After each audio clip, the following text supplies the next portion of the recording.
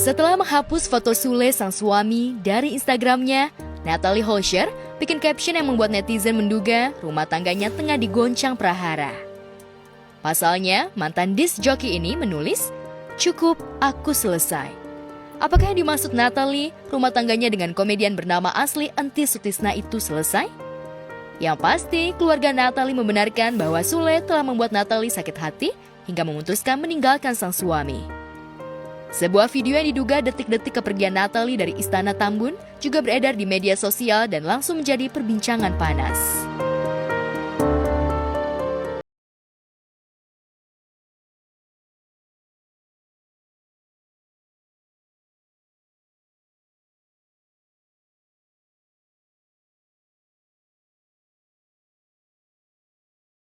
Cuman konflik gitu doang sih, masalah-masalah rumah tangga gitu loh biasa. Belum. Terakhir kesini kapan? Belum kesini terakhir kapan ya? Bulan lalu. Itu ke Oma sih biasanya kalau tentang gini-gini ke Oma. Aku cuma cerita-ceritain gitu doang, dikit. Di rumah Oma satu lagi, tapi belum tahu di mana. Aku belum pernah ke sana soalnya. Ya, menurut Devina, kakaknya kini tinggal di Cibubur di salah satu rumah Oma Elizabeth. Natalie ingin menepi dari Sule dan anak-anak sambungnya agar bisa tenang memutuskan langkah ke depan. Tapi menurut Devina, Natalie seolah putus asa menghadapi Sule. Setelah 5 bulan menikah, Natalie seolah merasa tersiksa menghadapi karakter asli Sule yang mudah luluh pada pesona kecantikan wanita. Benarkah Sule kepincut model seksi bernama Tisha Ernie?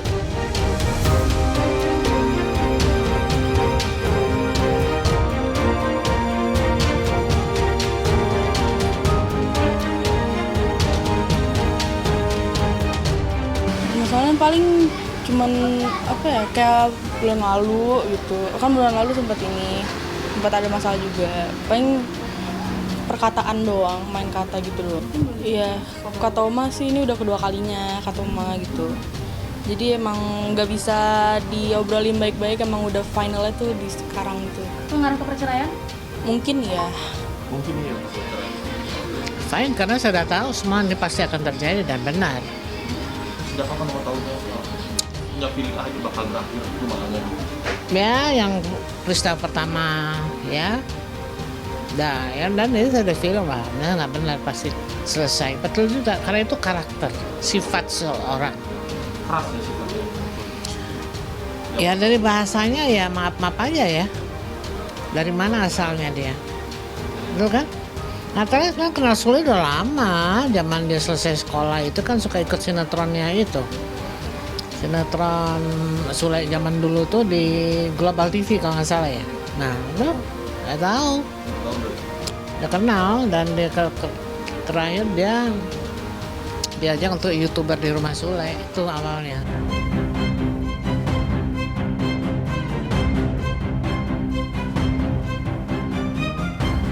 Meski Devina membantah kepergian Natalie lantaran isu perselingkuhan Sule dengan Tisha Ernie, netizen ramai memperbincangkan chat Sule dengan mantan model majalah pria dewasa itu. Dalam chat yang diduga berlanjut ke japri WhatsApp, Sule disebut-sebut bertemu diam-diam dengan Tisha. Kisru rumah tangga Sule dengan Natalie membuat Rudy, paman Natalie yang tinggal di Belanda, merasa prihatin. Tapi Rudy sudah tak heran lagi dengan karakter asli Sule yang kabarnya kurang simpatik. Lalu benarkah Rudy mendukung sang keponakan agar bercerai dari komedian papan atas itu?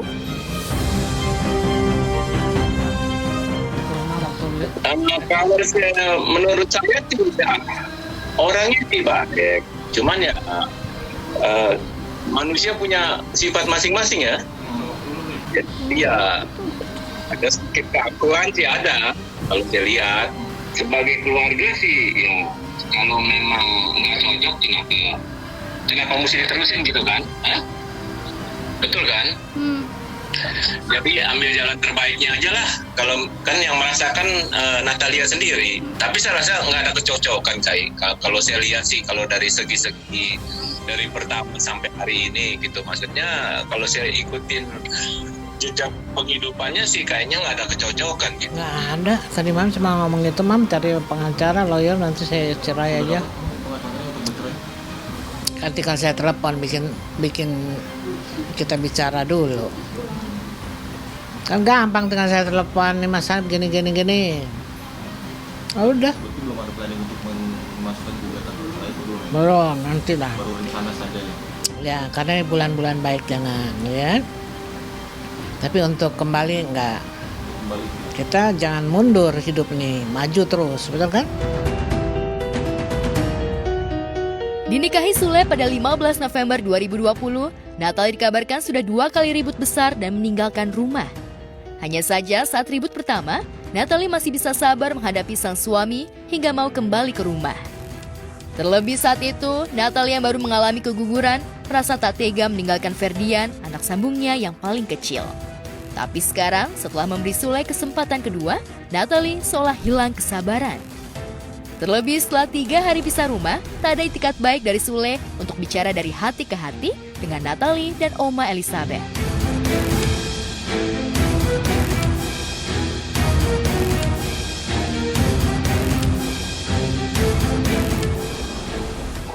Kalau saya rasa sih enggak sampai ke situ lah maksud saya. Cuman ya kalau saya lihat mungkin ini jalannya Tuhan ya kan. Maksud saya ya kalau memang ini yang terbaik untuk berpisah dengan keadaan yang sekarang ini ya saya rasa lebih baik kayaknya. Soalnya selama ini kan saya terus terang kalau saya lihat ya sampai hari ini keponakan saya juga kan berdikari sendiri. Nggak tergantung dari Sule. Sampai hari ini. Ya kan? Dia bekerja sendiri, cari uang sendiri, punya uang sendiri. Jadi nggak tergantung. Jadi dia pikir dia berpisah juga nggak ada masalah. Ya kan? Saya bisa sendiri, saya bisa semuanya sendiri. Ya kan? Doakan aja yang terbaik. Semoga jadi yang terbaik dari yang baik. Bagi Natalie, gimmick Sule yang seolah menggantung masalah dan bersikap seolah tak ada apa-apa di depan media sangat menyakitkan. Terlebih, ini adalah Ramadan pertama yang dijalani Natalie sejak dirinya menjadi mu'alaf. Alih-alih mendambakan imam keluarga yang bisa membimbingnya ke arah yang lebih baik, Natalie justru merasa dibiarkan nelangsa dan menanggung beban batin sendirian. Lalu benarkah Rizky Febian dan Putri Delina sempat memujuk Natalie agar kembali pulang? Ya sedih sih pasti, tapi aku harus support kakak. Support, jangan putus asa, semangat, dan terlalu diambil hati.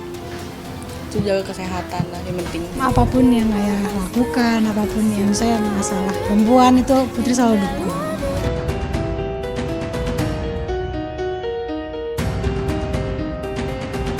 Perseteruan pesinetron Aska Ongi dengan mantan suami sirinya Alif Ali seolah tak mengenal kata damai. Meski kemarin, sidang gugatan isbat nikah antara Ali dengan Aska gagal digelar karena Ali sebagai penggugat dan kuasa hukumnya tidak hadir di persidangan, kubu Aska tak berhenti mencari celah dan bukti baru untuk mematahkan gugatan Ali.